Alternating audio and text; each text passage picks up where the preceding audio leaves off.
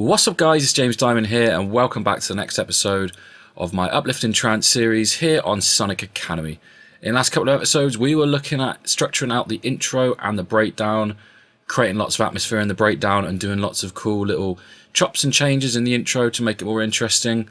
And now this episode we're going to be looking at the main drop section. Might be a little bit shorter than the other two as it's really quite simple. We've got everything here in our project at the moment. We just need to simply copy and paste everything in to the right sections and a little bit of automation here and there. So let's have a look to see where we're at the moment. Last episode we finished literally on the drop, so let's just have a quick little recap on where we are.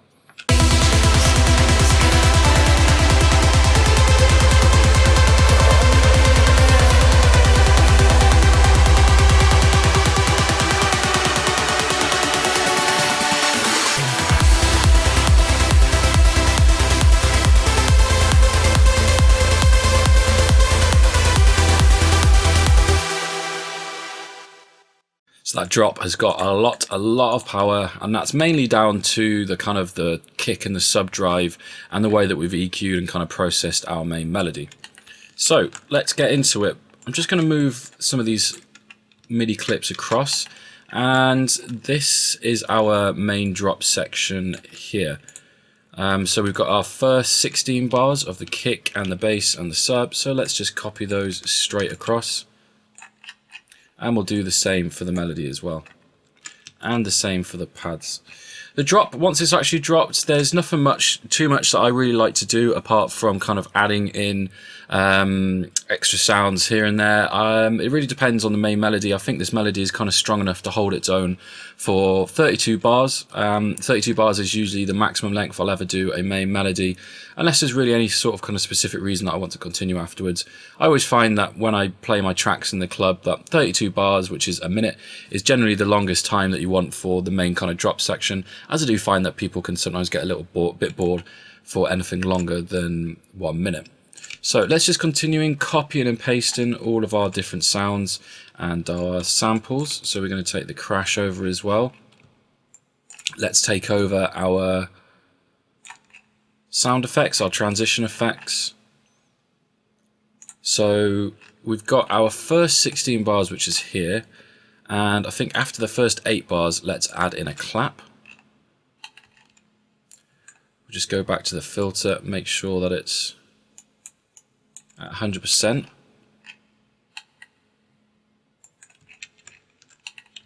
And let's have a little look at the transition between the first 16 bars and the second 16 bars.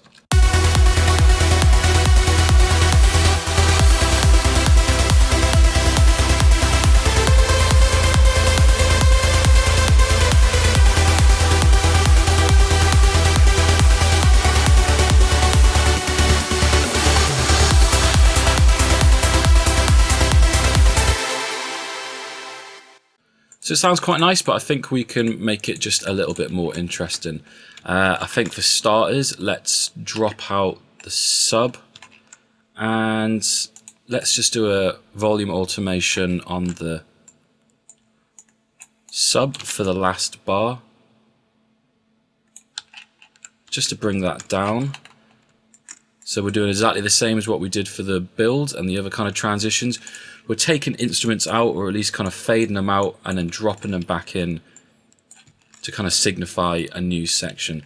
So we'll just take out the last beats on the sub, the bass and the clap. And maybe let's do what we did with the build as well. Let's take the main melody and just bring up on the high pass filter, just to kind of give that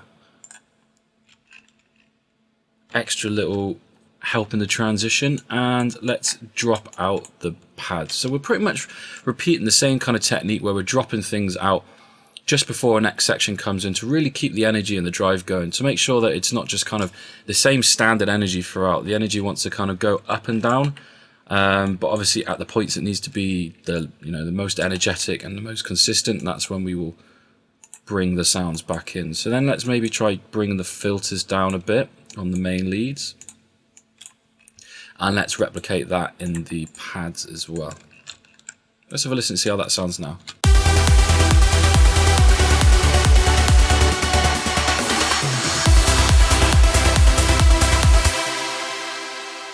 So that sounded quite nice, liking the way it is at the moment. Let's get our cool little double kick in there as well. And I think that's pretty much everything we want to put in this transition for the time being. So let's just have a listen from the drop.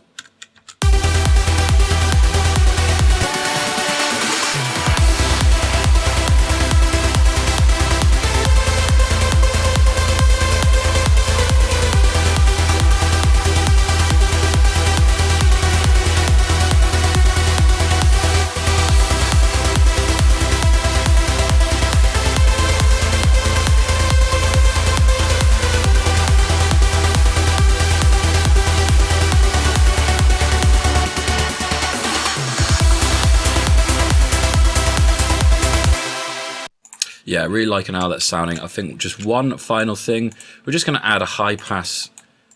We're just going to bring up the high pass on the kick just a little bit there.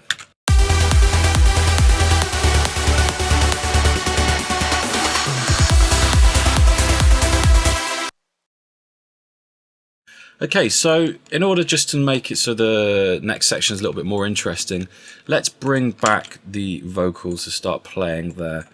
Just so it's not so, the kind of the same thing for a whole minute. I want to kind of add some extra sounds in as well.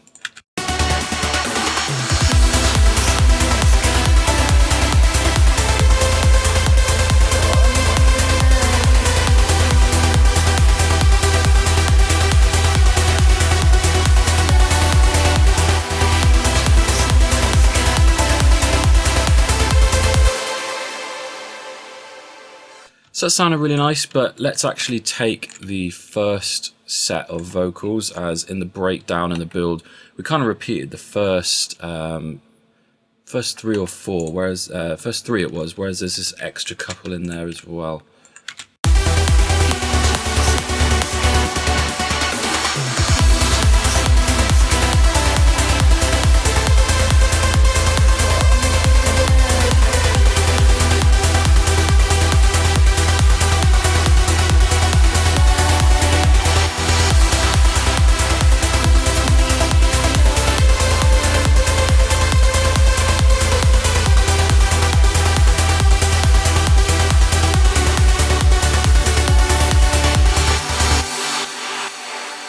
So it sounded quite nice, just gives it a little bit of variation in there as well. I think the next thing we're going to add will be, we're going to bring back the piano that we used in the build, which was just the high notes. And I think let's just bring that into the second 8 bars of the final 16 bars in the drop.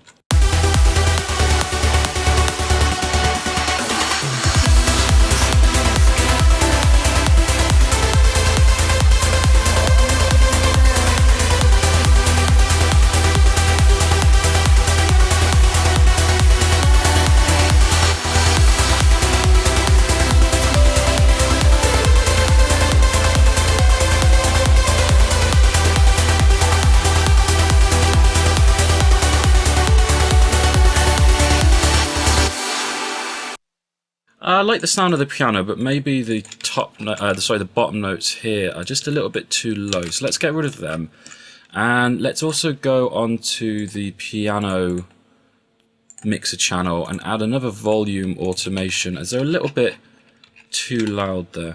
So I'll just bring the volume down just slightly.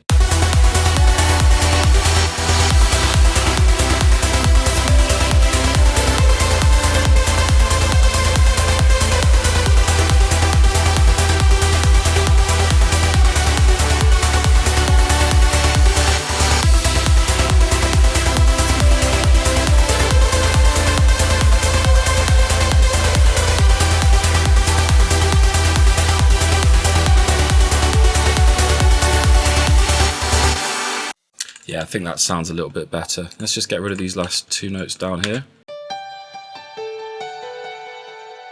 So they were coming through the mix a little bit too much. So let's just have a look how we're going to end this section. Probably pretty much exactly the way that we began it, with the same sound effects and transitions. Let's get the riser in there. We want the slightly louder riser. Just accidentally pulled them to the wrong position.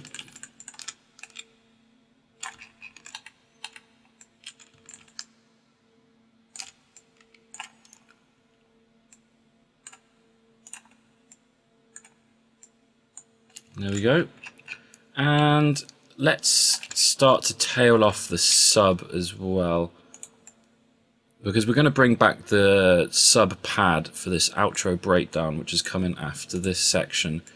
And we want to have the same impact with the breakdown sub, the same way that we're working on it in the breakdown, that we bring down the main sub of the track, bring down the volume, and then we have the breakdown sub in this section here. Gives it a little bit more impact when we've brought down the sub prior to it. And let's do the same with the bass line. Same again with the percussion for the last 2 bars. And let's chop the very last beat of the percussion out altogether. And let's try adding on our high cut to the kick once again. We'll get our effects kick in here. We need to repeat our pads.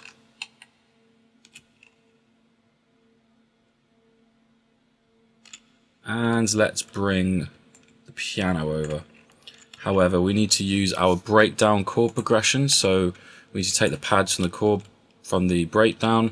Let's take the main lead from the breakdown. Remember, this was only 2 leads rather than 3.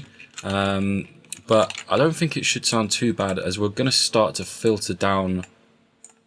We only want to play it for 8 bars, so we're going to start to filter down the cut-offs very quickly, so it won't sound like there's too much of a difference. You won't be able to really notice that there's 2 simps instead of 3. So we just brought up on the high pass filter again, just to bring out some of the low, and then let's bring the volume down of the leads also. And as I mentioned in one of the previous episodes, I like to start to phase down the sidechain on the leads and the pads also, just to kind of help it have that bit more of a smoother transition between sidechain to non-sidechain, rather than going straight down to non-sidechain. Just start to bring them down a little bit. So let's have a listen to see how that sounds.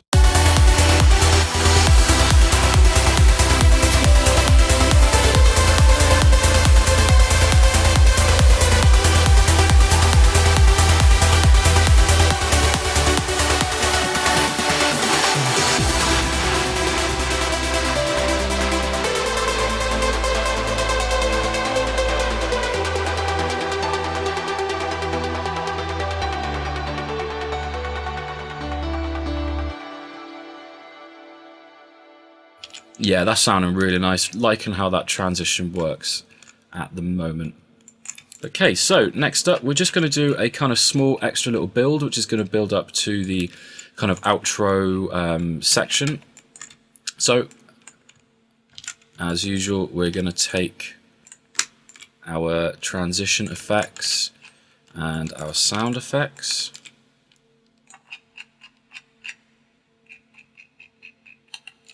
Which are actually in the wrong place, so we want to have another 8-bar rise, which will bring us to bar 211. So let's bring those over to bar 211. There we go. And what I want to do, I want to bring back the kick and the sub and start to filter those in. So let's get the kick, and then we got the sub here from the intro. And I also want to bring back the plucks from the intro as well. So I'm going to start to kind of fade these sounds in before we drop at the end.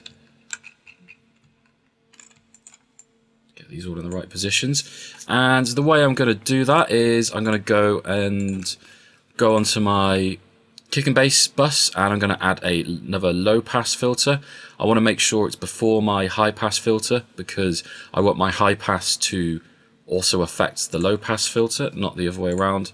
So let's put that on there, create an automation clip.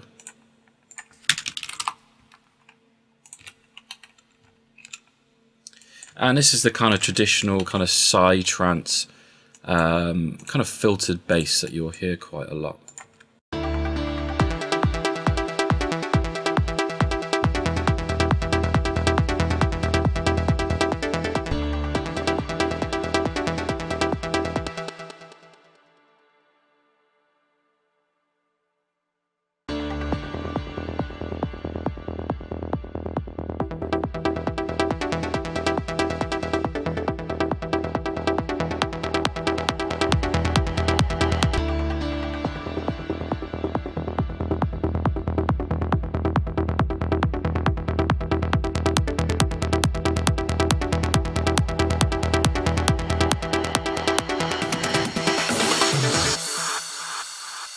So you can hear it has that kind of nice subtle build to it. So let's just add in some sound effects here just to make this transition a little bit smoother between the outro breakdown and to when the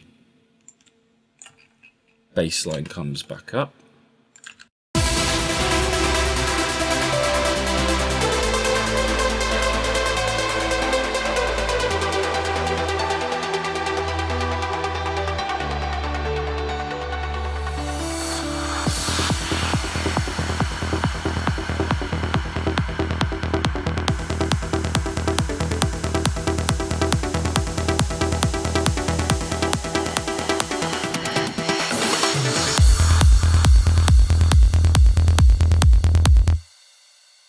So that's pretty much how we're going to build on this section, but let's go ahead and just add a couple more sounds. Let's go and take our nice atmospheric sounds from the intro.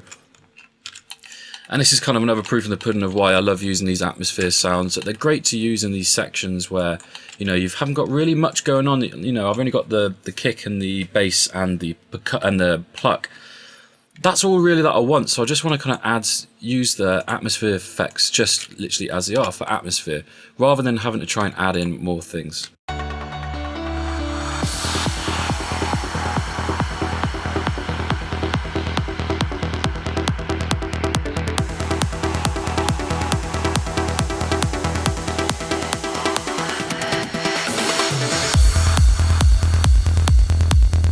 So that's starting to sound quite nice. Let's add in the big tonal uplifter, but let's cut it so it only starts at bar 207.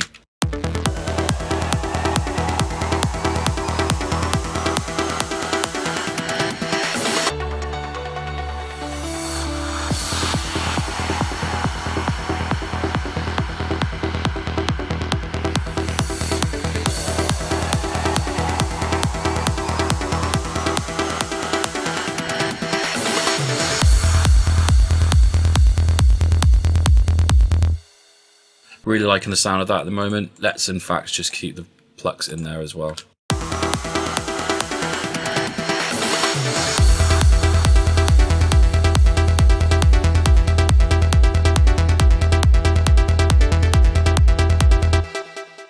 A really, really cool sound there. Absolutely love the way that those plucks sit with the rest of the mix. So that's pretty much it for this episode. Like I said, very short and sweet, not much in it really, just a lot of copying and pasting. And again, working with all the kind of automation clips with filters and volumes and synth cutoffs to really just control your mix. It's really the way that I just kind of control everything and keep all the levels consistent. And then obviously reusing all of your sound effects and your transition effects. That's it for this episode. Next time, we're going to be looking at the outro structure. I see you then. Cheers.